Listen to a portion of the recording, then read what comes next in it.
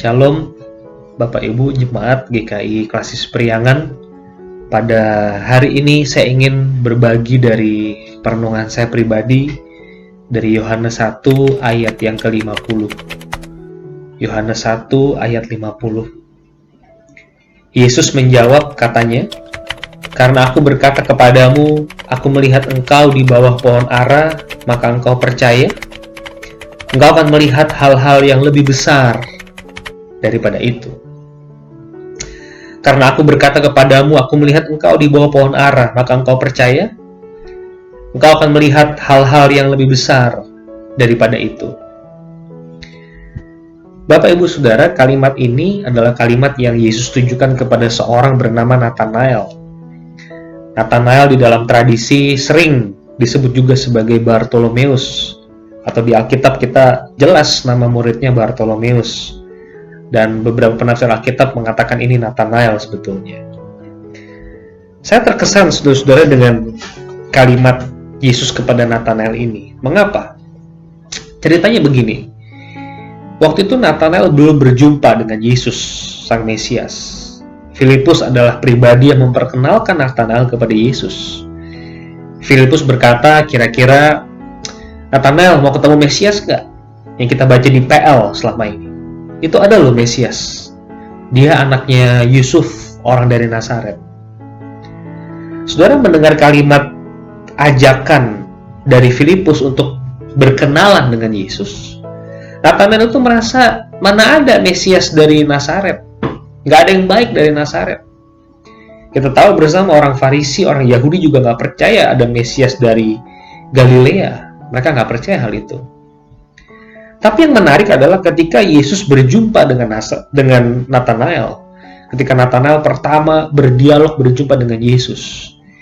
Yesus mengatakan, aku udah lihat kamu tuh. Ya, di bawah pohon ara itu. Aku udah lihat kamu. Aku udah tahu kamu. Sebelum Filipus membawa kamu, aku udah tahu kamu. Nah saudara, ketika Yesus mengatakan kalimat itu, Nathanael itu takjub. Ya. Dia kagum pada Yesus. Oh, Yesus bisa tahu aku ya. Tanpa Yesus nge-stalk Nathanael, tanpa Yesus ya stalk ya, lihat di Facebook, Instagramnya Nathanael, Yesus sudah tahu itu kamu Nathanael kan. Ini kalimat Yesus kepada Nathanael adalah ini orang Israel sejati. Ya. Saudara mendengar kalimat itu, ini orang Israel sejati, Nathanael merasa takjub. Ini orang udah tahu loh, Mesias ini udah tahu siapa saya. Oh benar nih Mesias. Nah Bapak Ibu, di dalam ketakjuban seperti itu ya, orang lagi seneng, lagi takjub, lagi kagum, Yesus tuh malah menghasilkan kalimat yang bikin ilfil sedikit ya. Yesus mengatakan begini, karena aku berkata kepadamu, aku melihat engkau di bawah pohon ara, maka engkau percaya? Cuma segitu doang? Karena aku berkata kepadamu, aku melihat engkau di bawah pohon ara, engkau percaya? Engkau akan melihat hal lebih besar daripada itu. Saudara, saya membaca kalimat Yesus ini, saya sangat terkesan sekali. Kamu takjub cuma segitu doang? Saudara, ada dua hal saudara yang saya renungkan dari kalimat Yesus di Yohanes 1 ayat 50. Yang pertama, apa alasan kita takjub, saudara? Apa alasan kita takjub? Ya, kita followernya Kristus. Ya. Apa alasan followership kita? Apa alasan kepengikutan kita kepada Yesus? Karena dia ngasih kita makan, ngasih kita minum, karena dia mencukupkan kebutuhan kita, karena dia mengenal kita, tanpa dia nge-stalk kita. Apa alasan kita takjub kepada dia? Kalau cuma segitu doang, kayaknya kita bukan pengikut Kristus, saudara. Kalau kita mengikut Kristus, ada hal yang besar yang harusnya kita takjub bukan karena itu tuh, tapi karena alasan yang lebih besar itu. Ada seorang teolog yang berkata, saudara, salah satu ciri orang yang berdosa adalah dia gampang sekali takjub, ya. Hatinya gampang sekali dipuaskan. Saudara dan saya yang suka makan nasi goreng, kita bisa membedakan rasa nasi goreng tek-tek pedagang kaki lima dengan nasi goreng di restoran. yang lebih lengkap dan lezat.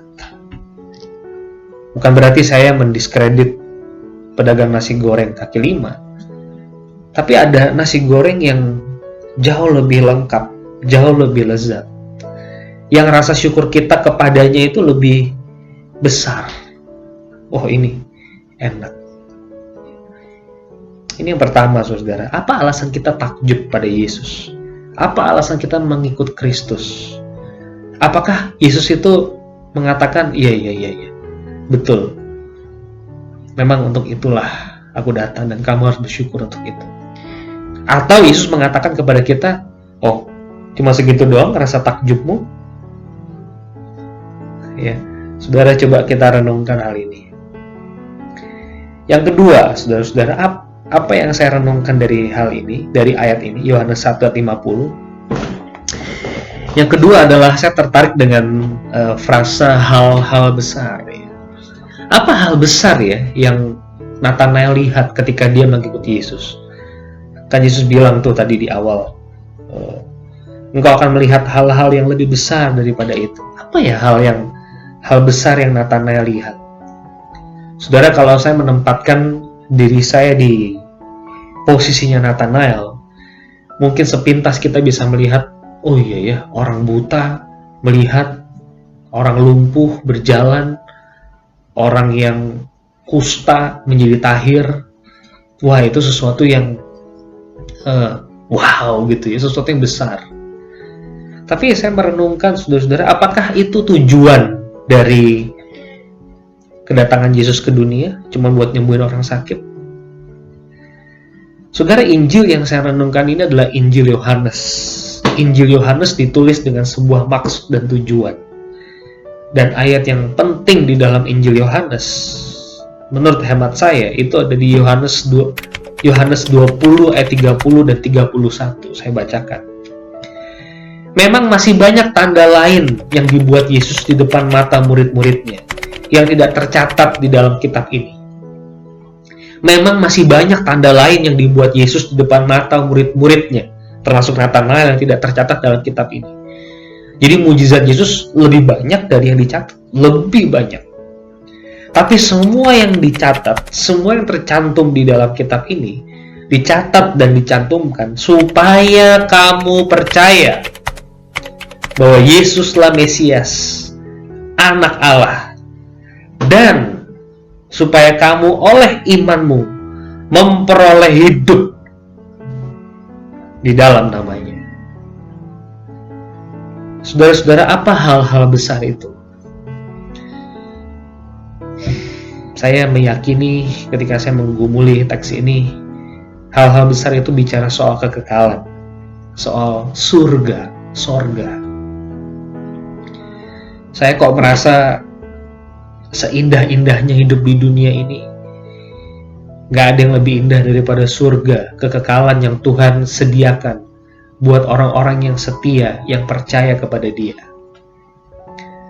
Saudara, di kepala saya selalu melekat kitab Ibrani.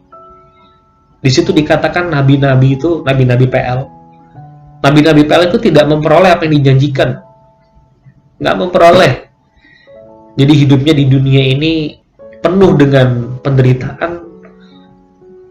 Mungkin orang bilang sial, penuh dengan malapetaka, susah. Tapi meskipun mereka hidup menderita di dunia, saya percaya saat ini mereka melihat apa yang tidak pernah dilihat mata, tidak pernah didengar telinga. Itu disediakan bagi mereka yang mengasihi Dia, yang beriman bahwa Yesus itu adalah Mesias, Anak Allah. Saya percaya, saudara-saudara, tujuan Yesus datang ke dunia ini, memang Yesus ingin kita sehat, saya yakin. Yesus ingin kita sejahtera secara ekonomi. Saya tidak menolak dan tidak mengingkari hal itu. Tapi bagi saya ada hal yang lebih besar dari itu. Hati-hati loh, saudara, jangan meremehkan kekekalan, sorga, hidupnya kekal. Beberapa hari lalu saya merenungkan Esau. Dia jual hak kesulungan ke Yakub adiknya. Buat apa hak kesulungan? Kalau aku sekarang mati, mendingan aku sekarang kenyang, minum dan makan semangkuk sup kacang merah. Buat apa? Dia ngomong gitu tuh. Tapi kalau saudara baca kitab Kejadian, Esau akhirnya menangis meraung-raung karena dia tidak mendapatkan berkat kesulungan dari Ishak bapaknya. Domba-dombanya Esau tidak akan segemuk domba-dombanya Yakub. Padang rumputnya Esau tidak akan sehijau padang rumputnya Yakub. Dia nyesel. Kenapa? Karena dia pikir buat apa itu berkat-berkat di masa depan, kekekalan buat apa? Kalau saya sekarang lapar, yang dipikirkan hanya kekinian saat ini, masa kini. Kalau saya kenyang ya saya puas. Oh cuma segitu? Engkau takjub kepadaku cuma segitu? Untuk alasan-alasan itu? Saya mau tutup dengan Yohanes 1 ayat 50. Yesus menjawab katanya, karena aku berkata kepadamu, aku melihat engkau di bawah pohon ara, engkau percaya? Engkau akan melihat hal-hal yang lebih besar daripada itu. Saudara dan saya akan melihat hal yang lebih besar daripada yang sekarang ini kita lihat kalau kita percaya.